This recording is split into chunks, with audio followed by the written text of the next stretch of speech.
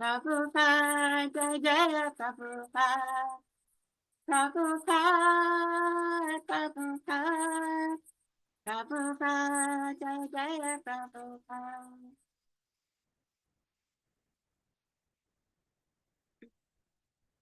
Nayam Shivaya Paramahamsa Parivara Javachari Astadhara Satyachishi Mat His Divine Grace Srila A.C. Bhaktivedanta Swami Srila Prabhupada Ki Jai Jayam Vishnupad Paramahamsa Parivara Javachari Astadhara Satyachishi Mat His Divine Grace Srila Bhaktisiddhanta Saraswati Goswami Maharaj Ki Jai Ananta Koti Vranda Ki Jai Gaura Premanandi Hari Krishna Besai Krishna Shrimati Devi Jai Fun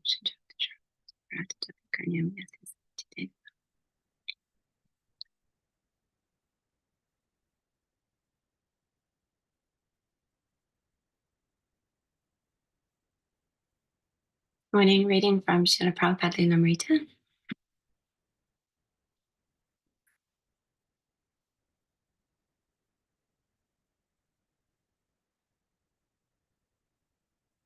This is from the chapter Swamiji's Departure.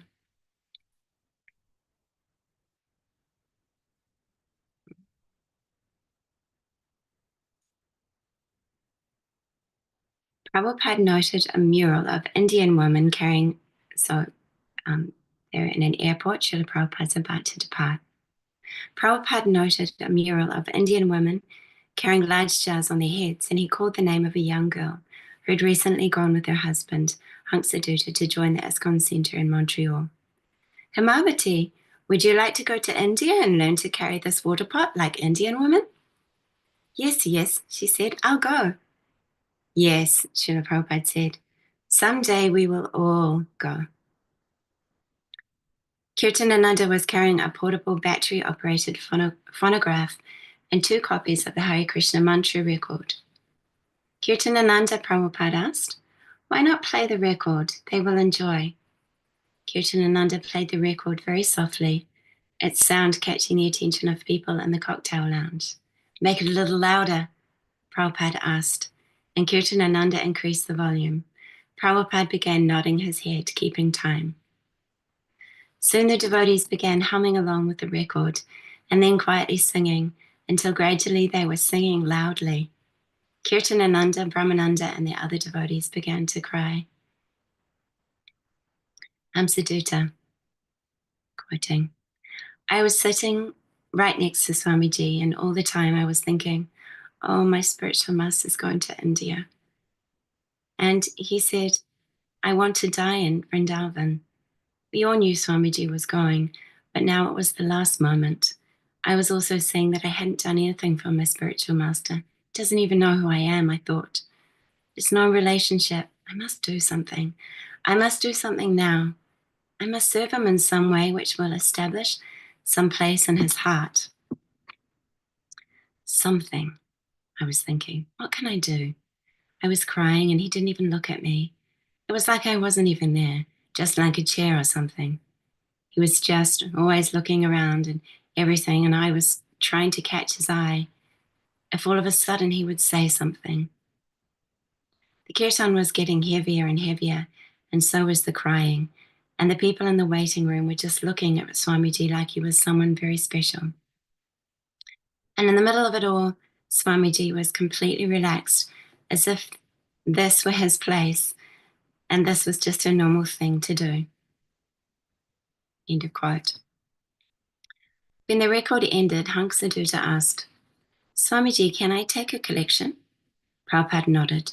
Hanksadutta stood and made a little speech. Our mission is to spread Krishna consciousness. We have a temple in New York. We're always badly in need of money. Please help us. Borrowing a hat from a soldier, Hanksadutta went around taking a collection.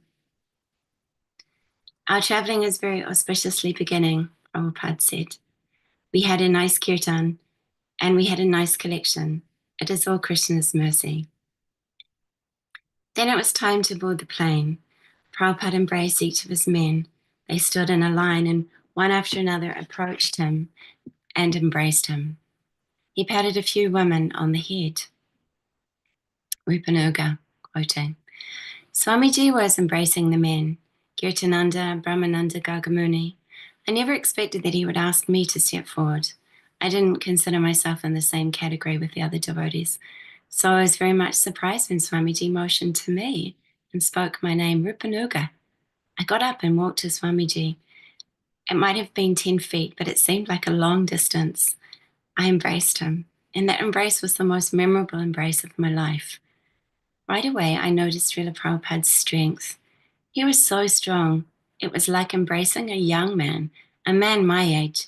I was 27, and he seemed even stronger and younger than I. And he hugged me tightly, and I also embraced him very firmly. He was smaller than me in stature, so I instinctively buried my chin in the hollow of his left shoulder. While I was embracing him, I felt very blissful and I felt a light. I felt there was a light, something bright and pure, some kind of energy emanating from my face. I opened my eyes and I saw Kirtananda watching. He was standing behind Swamiji a few feet away, and I looked right into his eyes. And I was so happy and blissful that it reflected in him somehow. He broke into a big smile, smiled at me, and his eyes were very bright. It was as if some spiritual energy was actually emanating from me.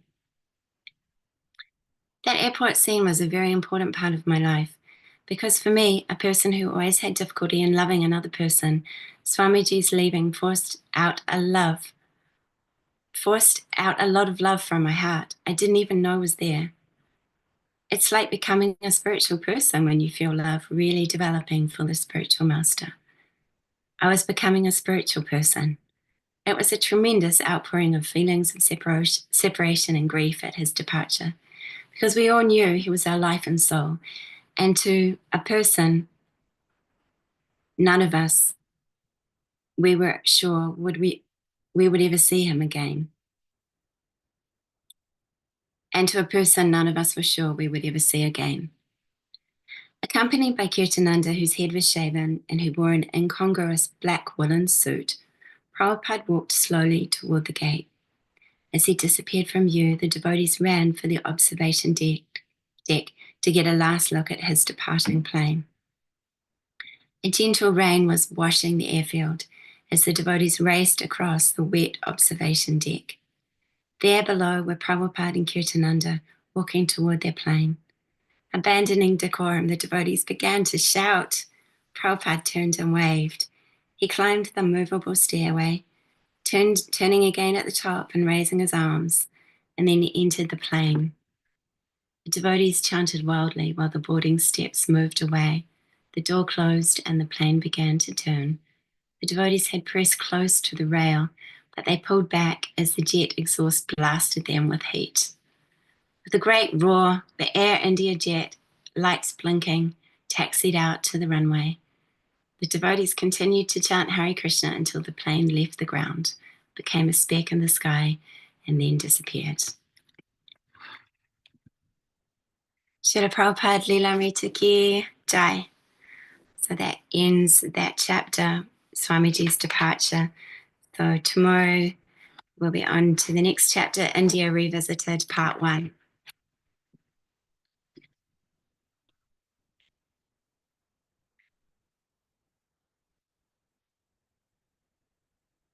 Om Namo Bhagavate Vasudevaya. Om Namo Bhagavate Vasudevaya. Om Namo Bhagavate Vasudevaya. Reading from Srimad Bhagavatam, Canto 5, Chapter 1, Text 21. And this verse is prose, so we won't be chanting it in any meter. I'll just be speaking it as best as I can.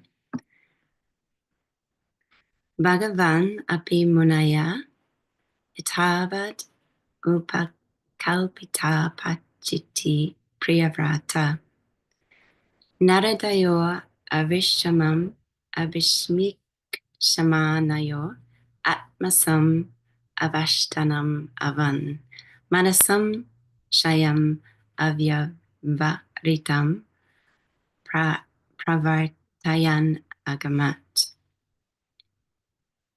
Would anyone else like to repeat that? Hare Krishna Mataji, Dandavat Pranam. Krishna Prabhu. Bhagavan api manuna yatavat upakalpa apachiti pyabrata naradair abhishami shamanoir atmasam avasthanam avan manasam shayam abhayartam pravartayam pravartanam ta ayan agamat. Hare Krishna. Hare Krishna, thank you. Somebody else? Hare Krishna Mataji, I am also trying. Hare Krishna. Bhagavan api manuna jathavat upakalpita pachitihi priyabrato naradeyor avishamam avishamikshamaнаyor atmasamo avasthanam abang manasam khayam avyavahitam pravartayam agamat. Hare Krishna. Hare Krishna. Thank you. Hare Krishna Mataji, Janvat Pranam. Hare Krishna, Mataji. Thank you. Bhagavan api manuva yathavat upakalpita pachiti priyavrataha naradyo avishamam avishamiksha manayo atmasam avasthanam avan manasam chayam avyava ritam pravrityane agamat. Thank you, Mataji. Hare Krishna. Hare Krishna Mataji. Krishna. Bhagavanupi manuna yathavat upakalpita pochitihi priyabrata narodayor abhishamikshamanayor atmasam avasthanam avanamanasam shayam abhavohirvoritam pravartayan agamat. Hare Krishna.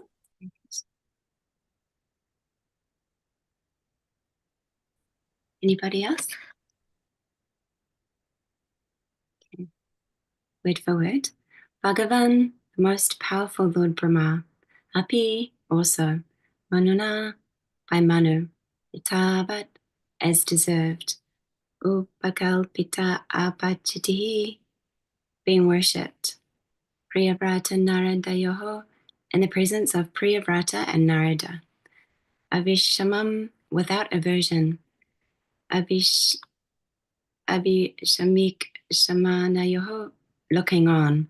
Atmasam, just suitable for his position.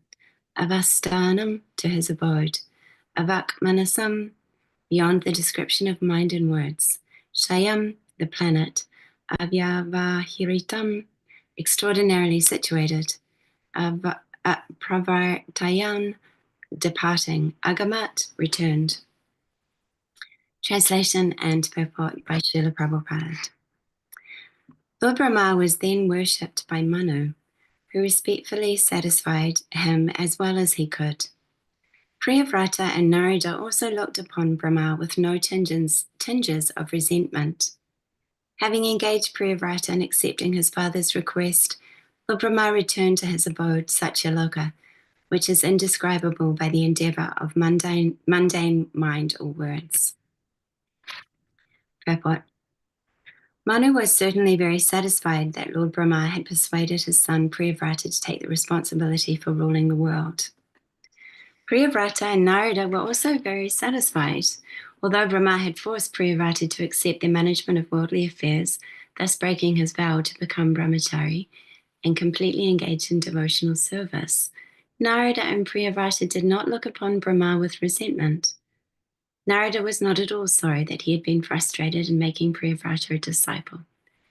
Both Priyavrata and Narada were exalted personalities who knew how to respect Lord Brahma. Therefore, instead of looking upon Brahma with resentment, they very feelingly offered him their respect. Lord Brahma then returned to his celestial abode, known as Satyaloka, which is described here as being impeccable and being unapproachable by words. It is stated in this verse that Lord Brahma returned to his residence which is as important as his own personality. Lord Brahma is the creator of this universe and the most exalted personality within it. His lifetime is described in Bhagavad Gita 8:17, Sahasra Yuga Paryantam Arhayad Brahmano Viduhu. The total duration of the 4 yugas is 4,300,000 years, and when that is multiplied 1,000 times, it equals 12 hours in the life of Brahma. Therefore, we cannot factually comprehend even 12 hours of Brahma's life, to say nothing of the 100 years that constitute his entire lifetime. How then can we understand his abode? The Vedic literatures describe that in such a loka there is no birth, death, old age, or disease. In other words, since such a loka is situated next to Brahma Loka, or the Brahman effulgence, it is almost as good as Vaikuntha Loka. Lord Brahma's abode is practically indescribable from our present status. Therefore, it has been described as Avan Manasagochara, or beyond the description of our words and the imagination of our minds. The Vedic literatures thus describe the abode of Lord Brahma, Yadvai Paradyam Tad Uparmrishtam Nayatra Shoko Najara Namrichunatir Nakodvegaha.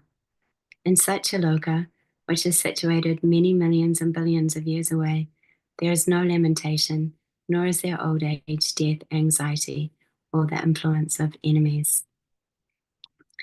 Om Gyana Tamarandasya Gananjana Shalakaya Chakshu Unmilitam Yena Tasmai Shri Gurave Namaha. Jai Shri Krishna Chaitanya Prabhu Nityananda Shri Advaita Gadadhara Shri Vasari Gaura Bhaktavinda. Hare Krishna Krishna Krishna Hare Hare Hare Rama Rama Rama Hare Hare. Translation again. Lord Brahma was then worshipped by Manu, who respectfully satisfied him as well as he could. Brahma, Priyavrata and Narada also looked upon Brahma with no tinges of resentment. Having engaged Priyavrata in accepting his father's request, Lord Brahma returned to his abode, Satyaloka, which is indescribable by the endeavor of mundane mind or words.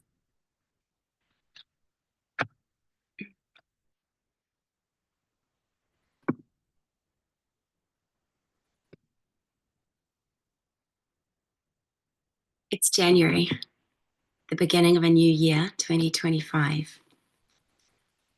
And it's timely to focus in on the Bhagavatam. What the Bhagavatam does is it zooms out so that we can see our tiny place within the cosmos, within the whole of creation, within reality. And then it zooms back in again upon what is the goal of our life, something that we can tangibly apply ourselves day after day after day after day. A friend of mine gave me this. I'm not sure if you can read this, maybe backwards. A friend of mine gave me this rock. It says, "What do I want most in my life?" We are very small, and we get so absorbed in our current surroundings, we can lose perspective of the bigger, how we fit into the bigger scheme of things. And it's always very helpful to remember, what do I want most in my life? Or what is the purpose of my life? What do I really, really want? And what do I therefore apply myself to right now, today? And then that will naturally shape our lifetime. Our lifetime is very short. Our life is very insignificant. But each and every one of us are Mame Vangsha Jiva Loke, Jiva Bhuta Sanatana. We are part and parcel of Krishna. And if we align our lives in devotional service with his will, then our life, no matter how insignificant and short, will be perfect. So in this verse, we're hearing how Lord Brahma himself,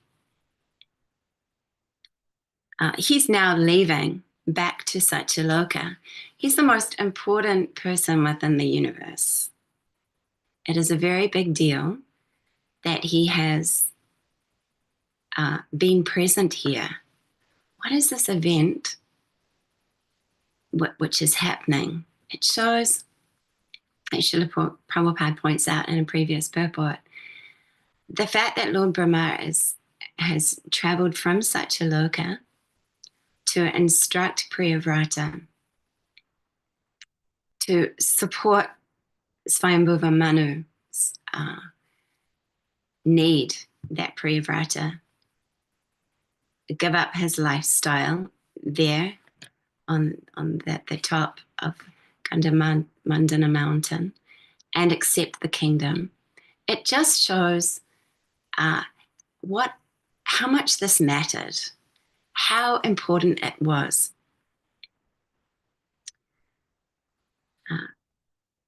So this morning in my meditation on this verse, I thought to just meditate on the importance of Lord Brahma's presence there and what effect that had on the situation, and also what we can take from this, what vital instruction we can take and apply day by day in our life to perfect our lives. Like I say, we're very, very small. Our lifetime is only 100 years, and we have very little controlling power. Lord Brahma, his lifetime is 4,300,000,000. No, it's more. His 12 hours equals 12 hours, and it's totally inconceivable. 12 hours in his life is 4,300,000,000 years of our time. And so he has, so double that, and that's our 24, that's 24 hours for him. And then times that, to equal a year and a lifetime of 100 years in his time. His lifespan is, as Prabhupada says, it's just beyond the description of our words, in our calculations or my calculations, and the imagination of our minds. He is an extraordinary person. And his abode is extraordinary. It is all beyond the scope of our experience to fathom. Yet, Srimad Bhagavatam allows us to hear. And by the process of hearing and the purification of our intelligence, slowly, we can accept these things. Although we still will never be able to conceive them. So the situation, as you know, Priyavrata, he knew what he wanted to do with his life. He was sitting, practicing his austerities, meditation, and devotion to the Lord on top of the Gandhamardana mountain. There is a planet within this universe somewhere we are hearing, which is, the landscape is mountainous, and one of those mountains, Gandhamardana mountain, is where he was practicing his austerities, a life of renunciation, very simple life, which facilitates a deep, undisturbed focus on the Lord. That's what he wanted to do with his life. And Narada Muni was there also to support his determination. But then his father, Swayambhuva Manu, approached him with the appeal, please, we have nobody else. Please take up the job of ruling the kingdom. And Priyavrata said no to his father, which was actually quite radical. In Vedic culture, father is considered a worshipable superior, but he said no. His determination was very fixed. We hear in this purport that he had made a vow to remain brahmachari, and in this way completely engage in devotional service in that stage of life, brahmachari, life of renunciation, focus. So it was a dire situation. Lord Brahma needs to come. So he came from Satyaloka to break Priyavrata's determination. When he arrived, Lord Brahma, he had a little smile on his face. He could understand my grandson, Priyavrata, is very determined to lead his life in this way, but I am just as determined, and I rule the kingdom of the universe, rather. I rule the universe. I have come, he was thinking to himself, to break your determination, with a little smile. Very nice. Like, he's the grandfather. And he is the spiritual master of everybody within the universe. Noting also that we're receiving this knowledge through the Brahma Sampradaya. Brahma is the head also of our Sampradaya. So a very powerful personality, a lot of clout.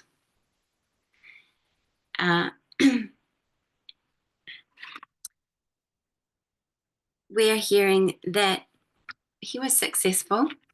Lord Brahma did convince Priyavrata to give up the lifestyle he had fashioned for himself that he wanted.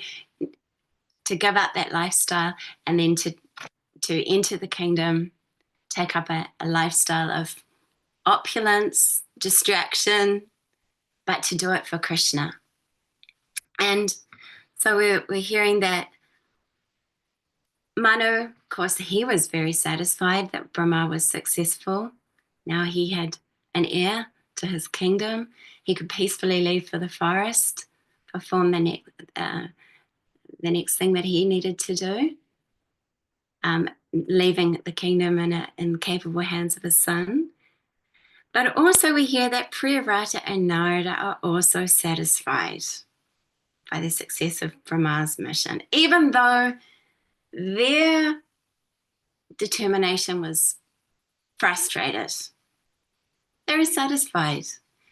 And Prabhupada devotes the first paragraph of the purport to focusing on this, that Priyavrata and Narada, they were advanced personalities, and they could understand the position of Brahma, and they were respectful. So Brahma gave them an instruction as the spiritual master, then they accepted it upon their heads. They were peaceful with it. They were satisfied. They were, and yes, happy to receive that instruction. It says here they very feelingly offered him their respect. They didn't do it resentfully. Oh, right. Oh, because you're the spiritual master of the universe, I'll do what you say. It wasn't like that. No. They understood who he was, the value of his instructions, his presence there was sacred. They heard his instructions with an open heart. They understood that these instructions received through the parampara were Krishna's instructions, his order, and they accepted them with a happy heart and were ready to apply them.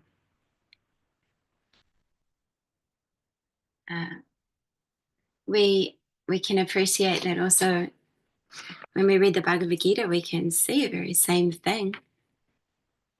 Arjuna, he had an idea for what he wanted to do with his life. He was going to step right back from that battlefield. He wasn't going to engage with the fight. He didn't want to kill his friends and relatives. That would be a disaster for him. He was going to go to the forest. But Krishna said, no, I want you to do something else, and that is to fight.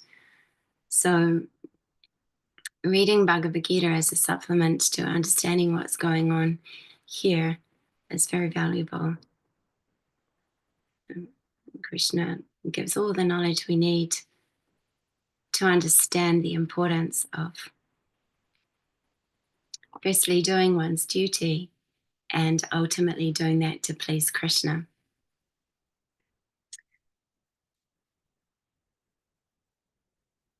There was no conflict within the hearts of Priyavrata and Narada when Brahma issued this instruction to Priyavrata. There was no resentment, and because as devotees we reconcile everything as Krishna's will. And certainly this instruction from Brahma was Krishna's will because he's the spiritual master of the universe. The instruction that Brahma gives is that actually for Priyavrata, he was a Kshatriya, and it was his duty to rule the kingdom and do it for Krishna. And previously, there is a most wonderful verse. You remember this one. Brahma said, "My dear boy, all of us are bound by the Vedic injunctions to the divisions of varnashrama according to our qualities and work. These divisions are difficult to avoid because they are scientifically arranged. We must therefore carry out our duties of varnashrama dharma like bulls obliged to move according to the direction of a driver, pulling on ropes knotted to their noses."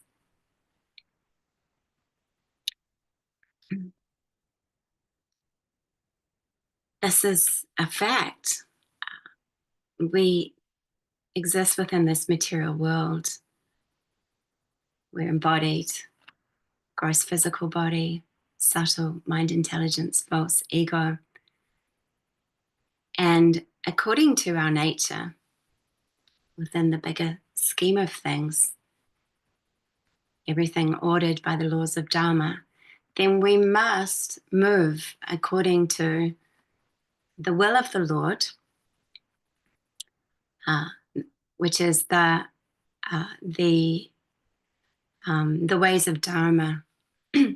We all have a duty to perform according to our innate nature, that nature which we possess, we manifest through the body and the mind.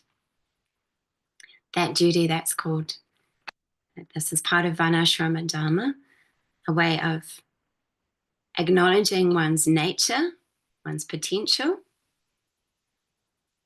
as a gift of the Lord, and then engaging that nature in a scientific way which construct it basically it's part of the organization of society. Society is organized according to these 4 varnas and 4 ashramas. And then when everybody is working according to the nature they are manifesting, then society as a whole, as we all know, it prospers. Everybody lives in a satisfied way and offers that to the Lord. It's perfect. This instruction by Lord Brahma, it points out that actually we cannot escape this. We exist within material nature. It's all ordered by the laws of Dharma. We are obliged to move according to the direction of a driver, which pulls on the ropes knotted to the like a driver pulls on the ropes knotted to the noses of bulls. The bulls are obliged to move a certain way. Their noses are connected to the rope, and the driver is moving. So in the same way, material nature moves. It does things. We move. We're compelled to act according to our nature, according to the 3 modes of material nature. We have these inclinations, but when we move in a systematic way with Varnashrama Dharma, then we can make our lives perfect. People have a real hard time these days accepting this, that we're obliged to anything. No, we like to, especially, yes, materialistic life has degraded so much in Kali Yuga that we think freedom is to act according to our whims. But actually, when we act according to our whims and we don't acknowledge the laws of the Lord and how we should work according to his will, Varnashrama Dharma, there is no organization. There's confusion, chaos, despair. And the result, mental health, globally, mental health is a huge crisis. Depression, anxiety disorders, many mental problems due to confusion. The system of Varnashrama Dharma is perfect because it comes from the Lord. Dharmam tu sakshat bhagavat pranitam. It comes from the Lord. When we act according to our nature, we feel satisfied. It's like everything within nature, actually.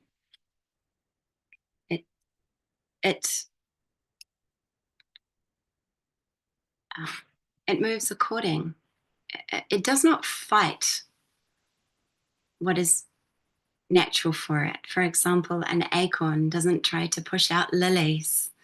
An acorn, no. An acorn over time, it fructifies and it grows into a mighty oak. And that is the perfection for the acorn. In the same way, each one of us have a certain nature. And if we acknowledge that nature and we get the suitable training, then we can act according to that nature. And we feel very satisfied. In the Bhagavad Gita, Krishna says, it's better to act according to your nature than another person's nature, even if you're more successful or you get better results by doing something which isn't according to your nature.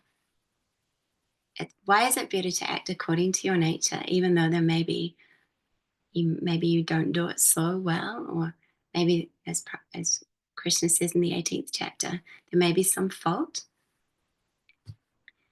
It's because just by acting according to your nature, you will be satisfied. Very, very simple, almost too simple for us. Is that actually we're not going to be satisfied by getting this, all of these things. That's the mode of passion. We'll be satisfied if we accept our role to play. If we accept our nature, we become expert and we work according to that nature and we offer the results of that work to the Lord. We'll simply be satisfied. We don't need anything else.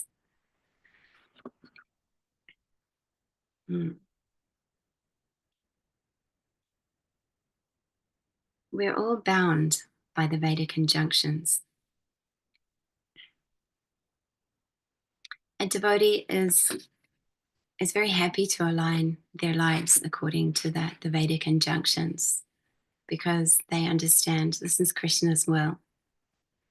But it's when there is no Krishna consciousness, it's when people don't accept the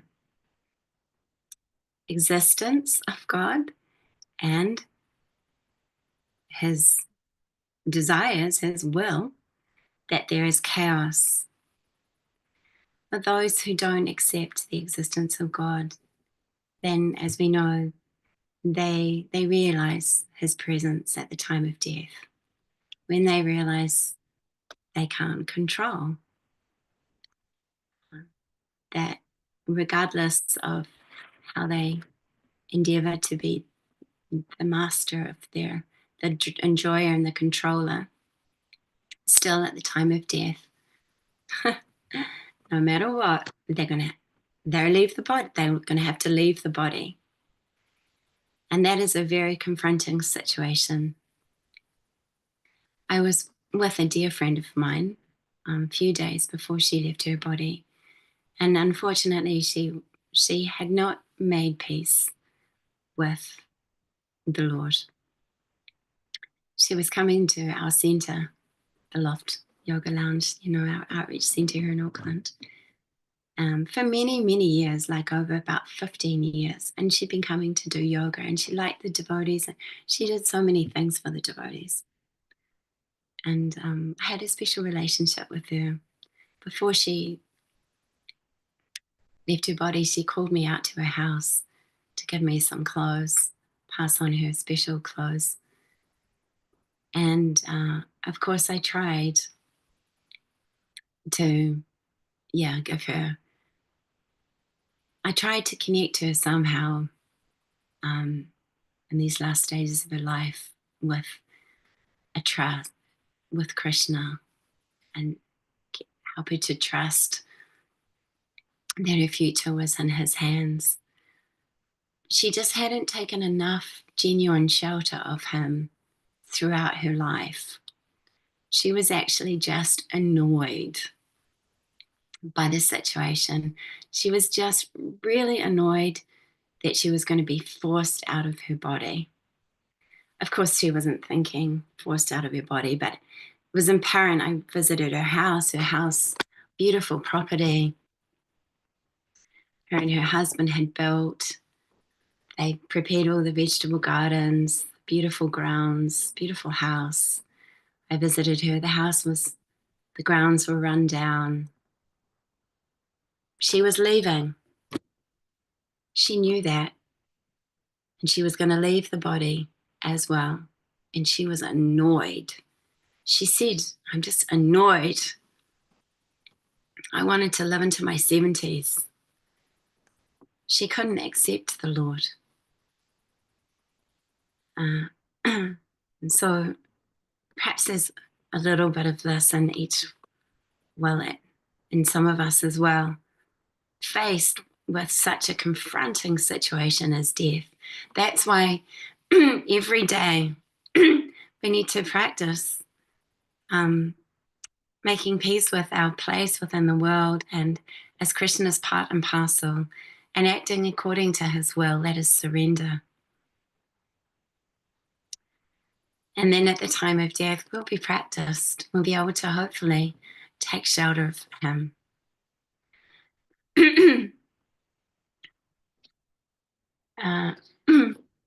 To turn to Bhagavad Gita.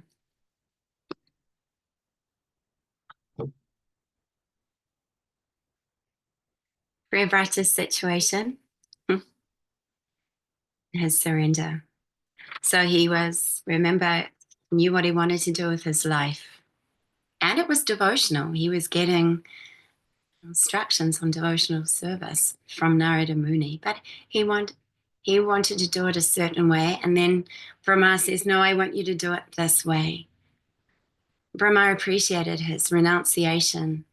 In fact, Brahma acknowledged that actually that qualifies him to now be a very good leader, one whose heart is free from lust, greed, and envy, who will be able to make decisions to rule the kingdom which come from a place of purity, as opposed to being distorted by one's own material desires and agenda. But still, Brahma had to make a good argument that this was what he should do. He should give up this lifestyle and enter the kingdom. Why didn't he want to enter the kingdom? Because he was worried that he would get distracted by all of its opulence. And then he would lose his focus, the depth of his focus upon Krishna. But Brahma assured him, no, you'll be fine. You will not be affected by the opulence of ruling a kingdom. You'll maintain your focus in devotional service. You will be able to do this for the Lord. So it was a very nice assurance that Brahma gave him. And I really like this verse of the Bhagavad Gita. It's in the 18th chapter, text 58. I think it sums up, for me, it sums up what we may need to hear. And in this regard, if you become conscious of me, you will pass over all the obstacles of conditioned life by my grace. If, however, you do not work in such consciousness, but act through false ego, not hearing me, you will be lost. Brahma, he says, do this. This is your duty, and do it for Krishna.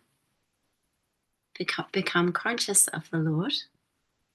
And then you will pass over all the obstacles of material life, whether you're here on top of the hill or whether you're in the kingdom. The most important thing is to be conscious, to do your work as an offering to the Lord.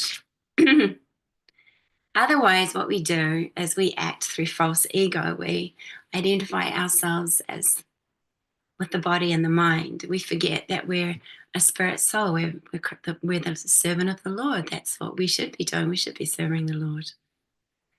And then if we act through false ego, we become lost. Lost, Prabhupada says, it refers to losing oneself in the material whirlpool and the ocean of birth and death. So we know that Priyavrata has nothing to fear. He's going to enter the kingdom, adopt Grihastha life, but he will be very much protected by the Lord. And just like a bumblebee enters the whirl of a lotus to taking shelter of the Lord at his lotus feet, Priyavrata will be protected by the Lord as the bumblebee is protected by the leaves of the lotus from the sun and the rain, from predators. Priyavrata will be his spiritual life, perfection of his life is guaranteed.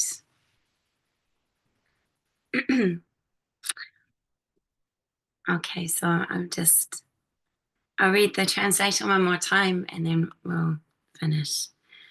Lord Brahma was then worshipped by Manu, who respectfully satisfied him as well as he could.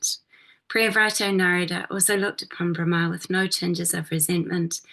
Having engaged Priyavrata in accepting his father's request, Lord Brahma returned to his abode, Satyaloka, which is indescribable by the endeavour of mundane mind or words.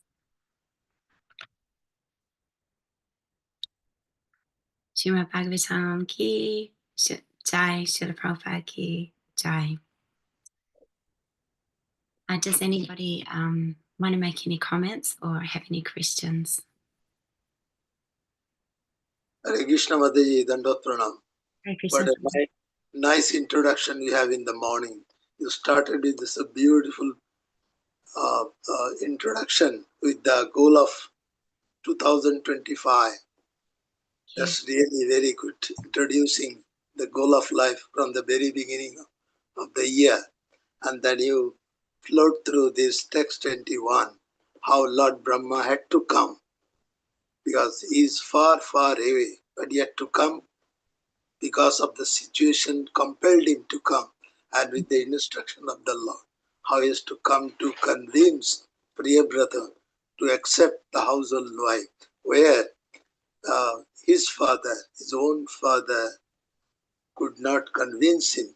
So looking all this situation, he had to come and try to explain Priyabrata the situation, so that because the situation are like that, we see that Uttanpada has already completed his terms. Now there is even the Pracheta's son Daksha in his second life. He also accepted to perform austerities, and there is nobody to rule the kingdom. So, seeing all these alternatives, Swayambhuvanu had to approach Priyabrata to accept this his order or as a request, so that the kingdom can be ruled. And he saw only Priyabrata had all the good qualities. He knows the highest goal of life and the truth of the life. So he is the perfect person and is the most elevated person. He was meditating on for so many years, and he has restricted all his senses according to the situation, as Narad Muni has given all the instruction, and has become a perfect devotee. So seeing all this situation, Brahma took that advantage by the order of the Lord, and he came down and tried to convince Priyabrata. And this whole situation, and as you confirmed with the text from 1858 and 927 tells us the same. We need to follow the instruction of the Lord. And if we offer everything, whatever we do to the Lord, everything will be settled in one line, and that is in the instruction of the Lord. Because we are here to follow the instruction of our superiors and the Lord through our spiritual master. So that alignment is explained in the text, and we need to follow being a devotee of the Lord. So to become a good devotee, we had to follow the parampara, and that parampara is maintained when Brahma came down and tried to pacify Priyabrata according to the requirement of the situation. Thank you so much for explaining this text in a very simple way to make it understandable. Thank you. Hare Krishna. Thank you. Thank you for your wonderful synopsis, Prabhu. Such clarity. It's very relatable. Thank you, Prabhu.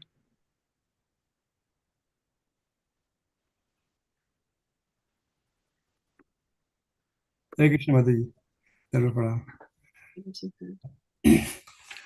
One of the things that I really like about this verse is that Naradji and Priyavrata both accepted Lord Brahma's order without resentment, in spite of being not aligned to the expectation.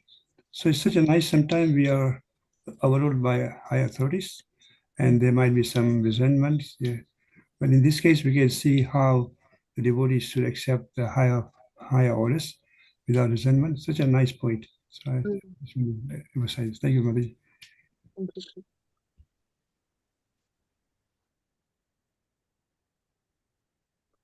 Anybody else want to make comment? We still got a few minutes. Hare Krishna Mataji, Dandot Pranam. I like the point, the first introduction. What's our position?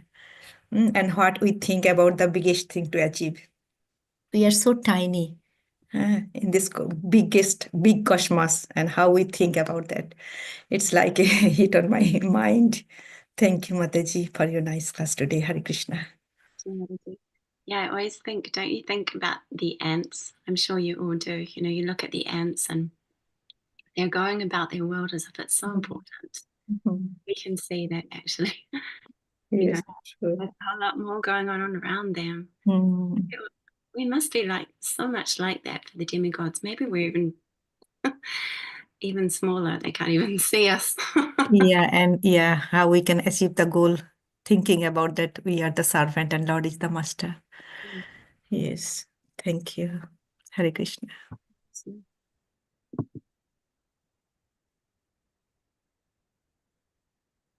Okay, dear devotees, have a wonderful day. Thank you very much. Thank you, Mataji. Srila Prabhupada ki jai. Vancha kalpatarubhyascha kripa sindhubhayeva cha patitanam pavanebhyo vaishnavebhyo namo namaha. Ananta koti Vaishnav Vrinda ki jai. Our Grace Dina Dayal Mataji ki jai. Srila Prabhupada ki jai. Gaur Premanande Hari Hari Bol. All glories to assembled devotees. Hare Krishna. Thank you very much. Hare Krishna.